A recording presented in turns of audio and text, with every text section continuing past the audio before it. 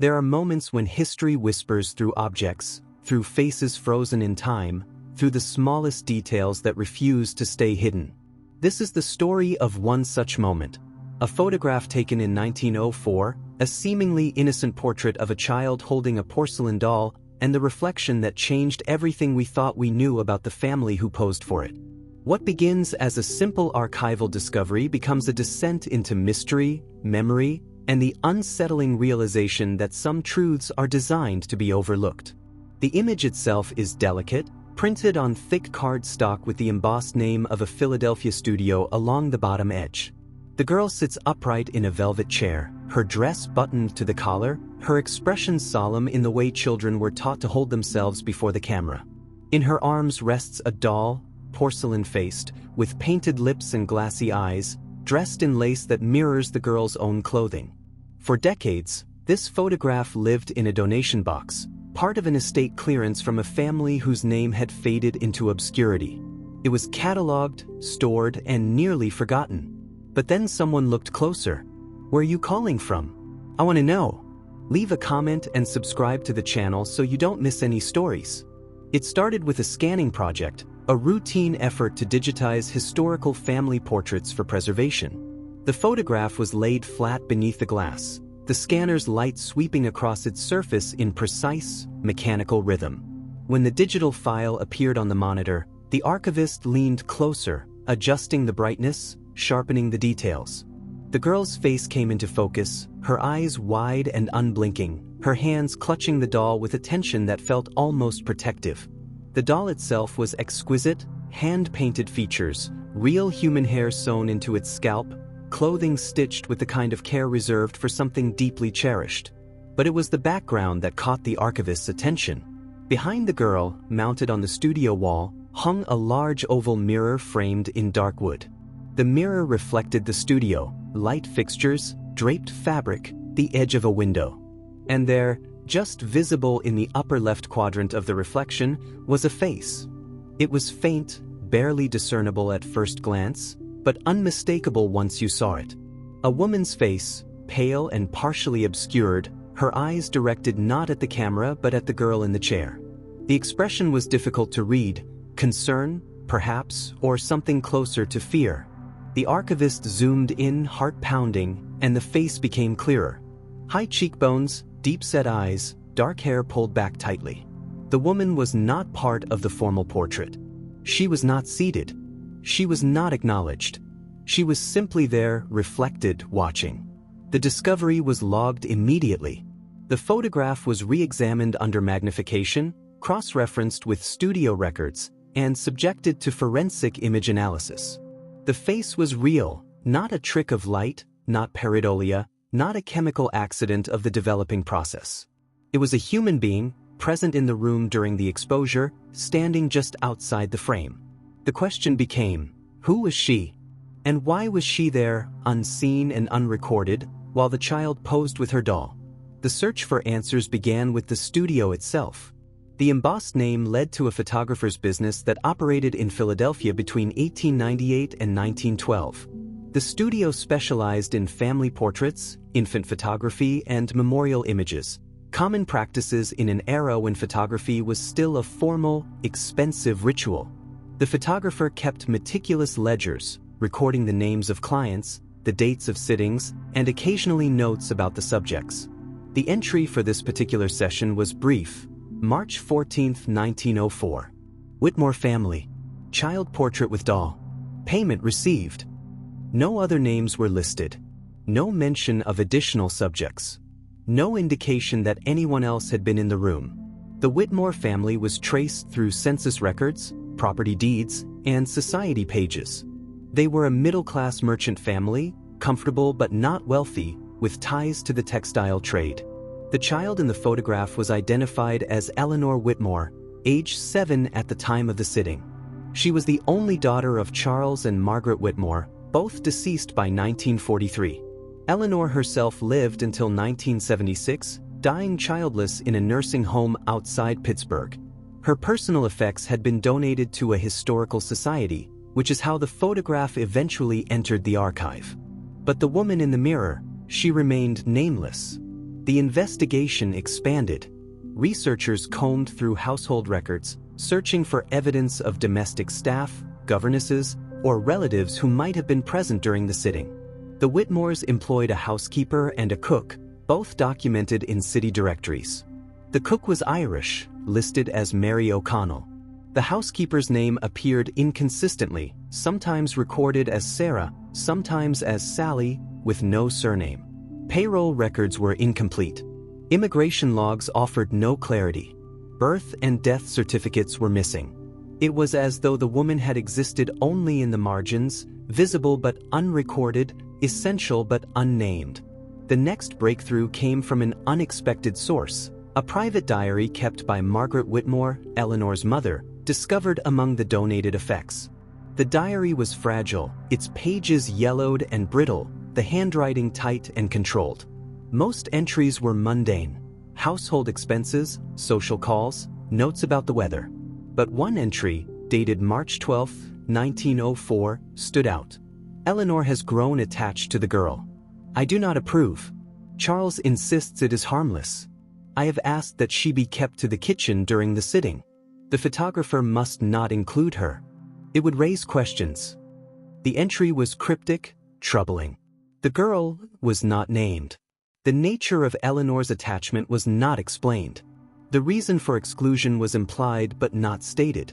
The diary offered no further mention of her, as though she had been deliberately erased from the record. But the photograph remembered. The reflection in the mirror became a focal point of obsessive analysis. Forensic historians enhanced the image, isolating the woman's face, mapping her features, comparing her position relative to the camera. She stood near the back wall, partially hidden by the studio's props, but her posture suggested she had been watching for some time. Her clothing was simpler than the Whitmores: a plain dark dress, no ornamentation, no jewelry. Her hair was pulled back severely, emphasizing the sharpness of her face. Her expression, when finally clarified, was one of profound sadness mixed with something harder to name. Resignation. Endurance. A kind of silent defiance. Researchers began to suspect that the woman was not merely a servant. The term, the girl, in Margaret Whitmore's diary suggested youth, perhaps someone close in age to Eleanor herself, though the reflection showed a woman who appeared older, perhaps in her 20s or early 30s. The possibility emerged that the girl referred to someone who had been in the household since childhood, someone whose labor had been normalized, whose presence had been taken for granted, whose identity had been deliberately obscured. The era and location made one possibility particularly haunting: that the woman in the mirror had been enslaved. Philadelphia had abolished slavery decades earlier, but the practice of exploiting black domestic workers, through debt bondage, coerced labor, and legal gray zones, persisted long after emancipation. Families like the Whitmores often employed black women under arrangements that were nominally free but functionally oppressive. These women were paid poorly, if at all. They were housed in attics or basements. They were expected to be invisible, present only when needed, absent from family records, excluded from photographs. The reflection in the mirror suggested exactly this kind of erasure. Historians cross-referenced the image with known photographs of black domestic workers from the period. Facial recognition software, though imperfect with historical images, suggested possible matches with women documented in abolitionist archives and freedmen's records. One name appeared repeatedly in connection with the Whitmore household: a woman listed in a church census as S. Whitmore, noted as residing with family, status domestic. The initial matched the housekeeper's name, Sarah or Sally, but the surname was troubling. It was common for enslaved people and later domestic workers to adopt the surnames of the families they served, either by choice or coercion. The practice blurred lines of kinship and ownership, making it difficult to distinguish family members from laborers. The diary's reference to Eleanor's attachment took on new meaning. Children, particularly in households where domestic workers raised them, often formed deep bonds with the women who cared for them. These relationships were intimate, essential, and yet entirely unacknowledged in official family narratives. If Eleanor had been raised by this woman, if she had been fed, dressed, comforted, and taught by her, then the attachment was not surprising. What was surprising and deeply troubling was the deliberate effort to exclude her from the photograph. Margaret Whitmore's insistence that the photographer must not include her suggested anxiety about visibility, about what it would mean to document the relationship. In an era obsessed with racial hierarchy and social propriety, acknowledging the centrality of a black woman in a white child's life was uncomfortable, even dangerous. It raised questions about dependency, about intimacy, about the blurred boundaries between family and servitude. And so the woman was hidden, kept to the kitchen, excluded from the frame, rendered invisible. Except that she wasn't. The mirror caught her. The reflection preserved what the photograph was meant to erase. Researchers returned to the doll. It had seemed incidental at first, a prop, a charming detail. But now it demanded closer scrutiny. The doll was expensive, far more elaborate than typical toys of the period. Its clothing was hand-sewn, its features meticulously painted. But there was something odd about it. The doll's expression, serene, almost blank, contrasted sharply with Eleanor's tense grip.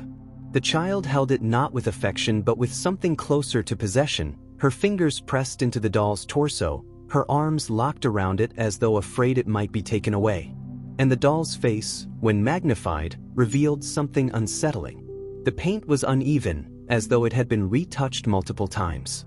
The eyes, originally blue, had been overpainted with a darker shade, giving them an almost lifelike depth. The lips, too, had been altered, their color deepened, their shape refined. Someone had customized this doll, transforming it from a mass-produced object into something personal, something specific. Historians consulted toy experts, who confirmed that such alterations were common among wealthy families who commissioned dolls to resemble their children. But this doll did not resemble Eleanor. Its features were softer, its skin tone, originally pale, had been darkened slightly as though to match someone else. The possibility emerged, tentatively at first, then with growing certainty, that the doll had been made to resemble the woman in the mirror. If true, the implications were staggering. Why would Eleanor possess a doll modeled after a domestic worker? Why would she cling to it so fiercely? Why would Margaret Whitmore disapprove? The answer, pieced together from fragments, suggested a relationship far more complex than employer and servant. Eleanor, raised primarily by this unnamed woman, had formed an attachment so strong that she demanded a replica, a doll that would allow her to hold onto the woman's image even when the woman herself was kept away. Margaret's disapproval, then, was not merely about propriety. It was about control, about reasserting the boundaries that Eleanor's attachment threatened to dissolve. The photograph, meant to capture Eleanor as a proper young lady, instead captured the tension at the heart of the household. The child, clutching a doll that represented a forbidden bond. The mother, insisting on exclusion. And the woman herself, reflected in the mirror, watching it all unfold, knowing she could not intervene, knowing her presence was tolerated only as long as she remained invisible. The story began to spread beyond academic circles. When the photograph was exhibited at a historical society, visitors stood before it in silence, staring at the reflection, searching the woman's face for clues. Some wept. Others expressed anger at the erasure, at the centuries of women whose labor and love had been unacknowledged, whose faces had been scrubbed from family records, whose names had been lost. Descendants of domestic workers reached out, sharing their own family stories, grandmothers who had raised white children and been excluded from family gatherings, great-aunts who had been paid in cast-offs and false promises, women who had been essential and invisible all at once. The photograph became a symbol, a focal point for conversations about memory, labor, and the politics of visibility. But the woman's identity remained elusive. Without a full name, without birth records, without testimony, she could not be fully recovered. Researchers appealed to genealogists, to community historians, to anyone who might recognize her face or connect her to surviving relatives. A few leads emerged: a possible descendant in North Carolina, a church record in Virginia, a faint mention in a Freedmen's Bureau file, but nothing definitive. The woman in the mirror remained, as she had always been, partially visible, partially hidden, known and unknown. The final revelation came from an unexpected source. A woman in her 80s, living in a Philadelphia suburb, contacted the Historical Society after seeing the photograph in a news article. She identified herself as the great-great-niece of a woman named Sarah Matthews, who had worked for a family named Whitmore in the early 1900s. Sarah, according to family oral history, had been born into slavery in Maryland, freed as a child, and brought north by a relative. She had worked in domestic service her entire life, never married, never had children of her own, but was remembered by her family as a woman of immense strength and quiet dignity. The great-great-niece had no photographs of Sarah, no documents, no proof beyond the stories passed down through generations. But she remembered one detail: Sarah had raised a white girl named Eleanor, and she had loved her. The family had always wondered what became of Sarah after Eleanor grew up. The records showed that Sarah Matthews left the Whitmore household in 1909, 5 years after the photograph was taken. She moved to a boarding house in South Philadelphia, worked as a laundress, and died in 1927, alone and largely forgotten. Her death certificate listed no next of kin. Her burial site was unmarked. But she had lived, and she had been loved, and now, more than a century later, her face had been found. The photograph was re-exhibited with a new label, Eleanor Whitmore with doll, accompanied by Sarah Matthews, reflected. It was a small act of recognition, insufficient and late, but meaningful nonetheless. The woman in the mirror was no longer anonymous. She was Sarah. She was seen. The story did not end there. Researchers continued to investigate, uncovering more about Sarah's life, her family, her work. They found a letter she had written to a cousin, describing her years with the Whitmores, her affection for Eleanor, her sadness at being kept apart. They found a reference to her in a church newsletter, praising her generosity despite her poverty. They found her name in a city directory, listed as Sarah Matthews, laundress, followed by an address that no longer existed. Each fragment added to the picture, transforming Sarah from a reflection into a person, complex and real and deserving of memory. The photograph itself became a teaching tool, used in classrooms and museums to illustrate the hidden histories embedded in everyday objects. Students were asked to look closely, to identify the details that had been overlooked, to consider whose stories were told and whose were erased. The image of Sarah, faint but undeniable, became a reminder that history is never as simple as it seems, that every photograph contains multitudes, that the act of looking is also an act of responsibility. Eleanor Whitmore, the child in the photograph, left no written record of her feelings about Sarah. She never married, never spoke publicly about her childhood, never mentioned the woman who had raised her. But the doll remained in her possession until her death. It was found among her belongings, carefully wrapped in tissue paper, stored in a wooden box, its face still altered, still bearing the features that someone, perhaps Eleanor herself, had painted to resemble the woman she had loved. The box also contained a small photograph, a studio portrait of a black woman in a plain dress, her hair pulled back, her expression serious. On the back, in faded ink, was written a single word: Sarah. Eleanor had kept her. She had carried Sarah's image with her, hidden away, never displayed, never mentioned, but preserved. It was an act of defiance, perhaps, or simply love, the only way she knew to honor a relationship that the world had refused to acknowledge. The final piece of the story came from Sarah's descendants, who were invited to view the photograph and the doll at the Historical Society. They stood before the image, staring at the reflection, and one of them, a woman in her 50s, Sarah's great-great-grandniece, began to cry. "That's her," she said quietly. "That's the face I've heard about my whole life." She reached out, not quite touching the glass, and traced the outline of Sarah's reflection. She was there. She was always there. The photograph, once a simple artifact, had become a monument. It testified to a relationship that had been simultaneously central and invisible, documented and denied. It revealed the contradictions at the heart of American domesticity, the dependence on black women's labor and love, the refusal to acknowledge that dependence, the insistence on erasure even as evidence remained.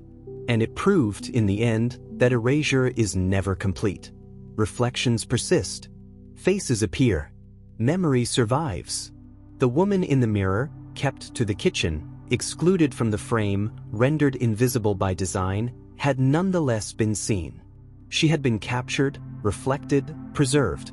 And now, more than a century later, she was finally recognized, not as the girl, not as a servant, not as an anonymous figure, but as Sarah Matthews, a woman who had lived, who had loved, who had mattered, and who would not be forgotten. The story of Sarah Matthews and the photograph did not conclude with recognition.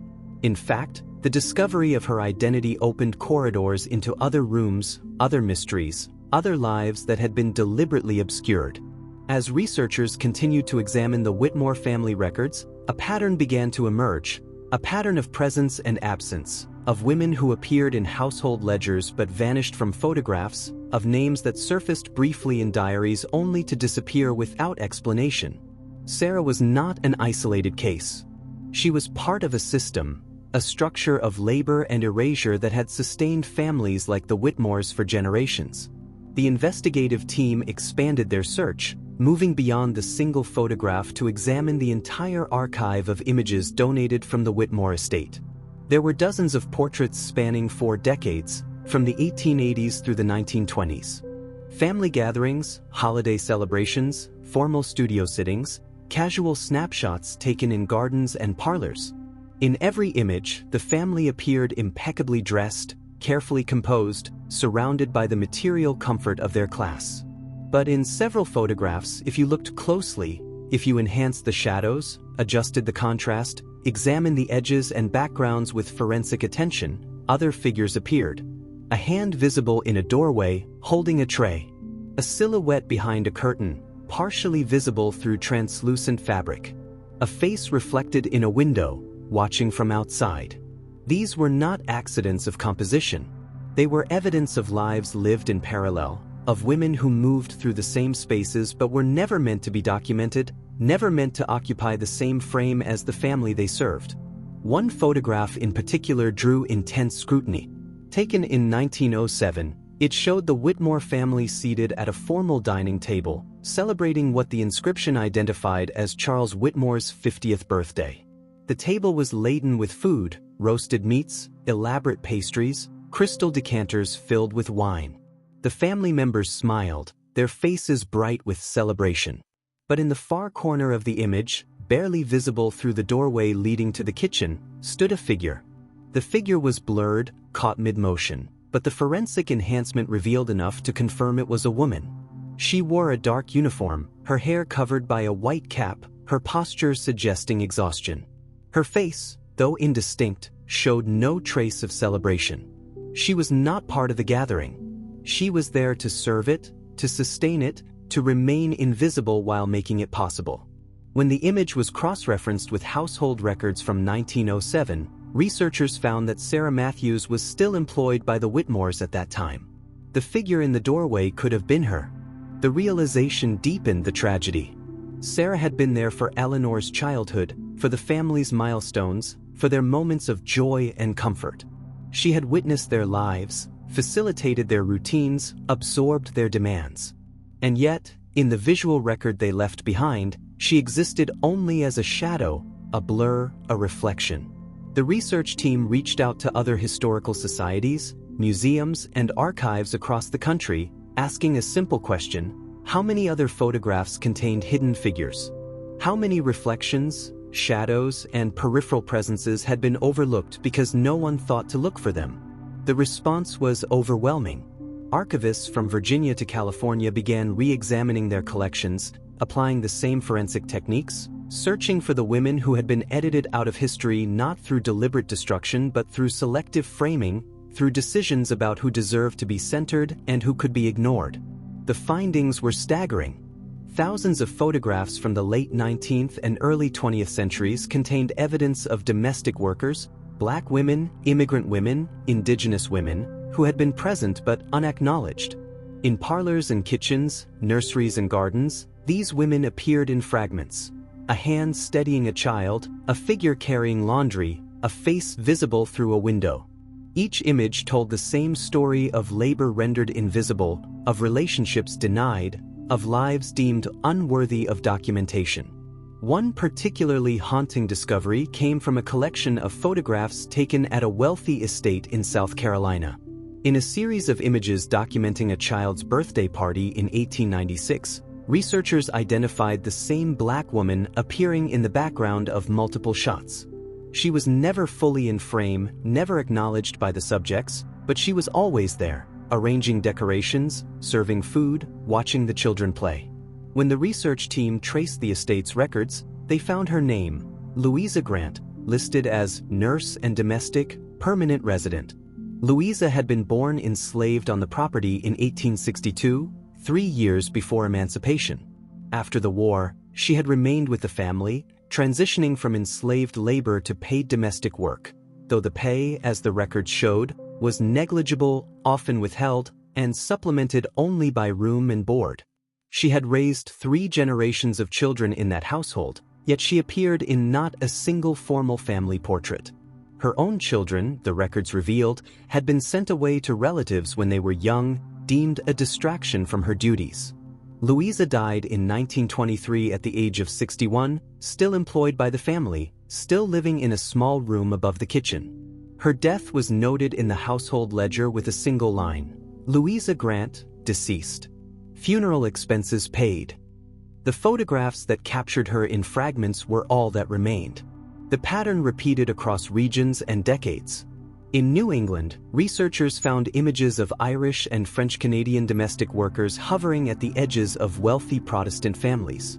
In the Midwest, photographs revealed the presence of Native American women employed as housekeepers and nannies, their faces often turned away from the camera, their identities unrecorded. In Western states, images documented Chinese and Japanese women working in households, laundries, and hotels, present but unnamed, visible but erased. Each discovery added weight to a growing understanding. The photographic record of American domestic life was not merely incomplete. It was deliberately constructed to exclude the women whose labor made that life possible. The camera, wielded by families and professional photographers alike, became an instrument of erasure, framing comfort and prosperity while cropping out the human cost. Back in Philadelphia, the Historical Society organized a public exhibition titled Reflections: The Women Who Raised America. The centerpiece was the photograph of Eleanor Whitmore and Sarah Matthews, displayed alongside dozens of other images in which hidden figures had been revealed through digital enhancement. Visitors moved slowly through the gallery, leaning close to examine the reflections, the shadows, the peripheral faces. Many wept. Some brought their own family photographs, asking researchers to examine them, hoping to find evidence of the women their families had employed and forgotten. The exhibition became a space of collective reckoning, a place where the architecture of forgetting was dismantled, piece by piece. One visitor, an elderly white woman in her 90s, stood before the photograph of Eleanor and Sarah for nearly an hour. When a curator approached to ask if she needed assistance, the woman shook her head. "I had a woman like that," she said quietly. "Her name was Ida. She raised me. I loved her more than anyone." The woman paused, her hands trembling. "But my mother never let me talk about her. After I turned 12, Ida was sent away. I never saw her again. I don't even know if she's buried somewhere I could visit." The curator asked if she had any photographs of Ida. The woman shook her head. "My mother destroyed them. She said it wasn't proper to keep pictures of the help." The curator took the woman's contact information, promising to search records, census data, city directories, anything that might help locate Ida's story. It was a small gesture, insufficient against decades of loss, but it mattered. The exhibition ran for 6 months and attracted national attention. Journalists wrote about it. Documentaries featured it. Academic conferences convened to discuss its implications. But the most profound responses came from the descendants of domestic workers, who traveled from across the country to see the photographs and share their own stories. They brought oral histories, fragments of letters, old payroll stubs, recipes handwritten in the margins of cookbooks. They reconstructed lives from scraps, insisting that their ancestors be remembered not as shadows but as whole human beings, women with names, families, dreams, and sorrows. A memorial was proposed, a permanent installation recognizing the millions of domestic workers whose labor had built and sustained American households.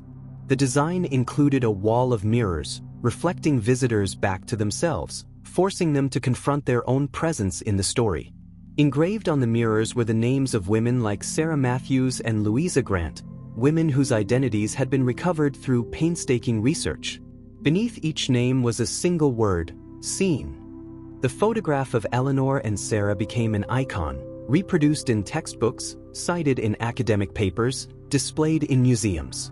But for those who had worked to uncover Sarah's story, the image remained deeply personal. It was a reminder that history is not a fixed record but an active process of recovery and recognition. Every photograph, every document, every object holds the possibility of revelation. The act of looking closely, of refusing to accept the frame as given, of searching for what has been hidden, becomes an act of justice. Eleanor Whitmore's doll, the one altered to resemble Sarah, was eventually donated to the Smithsonian, where it was displayed alongside the photograph and a placard explaining its significance. Visitors often paused before it, struck by the strangeness of a child loving someone so deeply yet being forced to express that love through a replica, a substitute, a shadow. The doll became a symbol of all the ways affection and power intertwined in American households, the ways love was permitted only within boundaries defined by race and class. In the years following the exhibition, dozens of other families came forward with their own stories of domestic workers who had been central to their childhoods yet excluded from family memory. Some brought photographs, others brought names and fragments of information. A collaborative genealogical project was launched, connecting descendants of domestic workers with the families their ancestors had served, creating a network of shared history and mutual recognition. Not every story ended with reunion or resolution. Many women remained anonymous, their names lost, their graves unmarked. But the effort itself, the commitment to searching, to remembering, to refusing erasure, transformed the landscape of historical memory. It established a new standard, that every person who appears in a photograph, even in reflection, even in shadow, deserves to be identified and honored. Sarah Matthews, whose face appeared in a mirror more than a century ago, became a symbol of all the women who had been kept to the kitchen, excluded from the frame, rendered invisible by design. Her image, faint but undeniable, proved that invisibility is never absolute, that reflections persist, that the act of witnessing, even accidental, even unintended, creates a record that cannot be fully destroyed. And Eleanor, the child who clutched a doll made in Sarah's likeness, became a symbol of something else: the possibility of love across boundaries, the pain of separation, the quiet rebellion of keeping someone's image close even when the world demanded forgetting. The photograph, simple and small, contained multitudes. It held a century of silence and the beginning of speech. It held absence and presence, erasure and recognition, forgetting and memory. It held Sarah, watching, waiting, finally seen.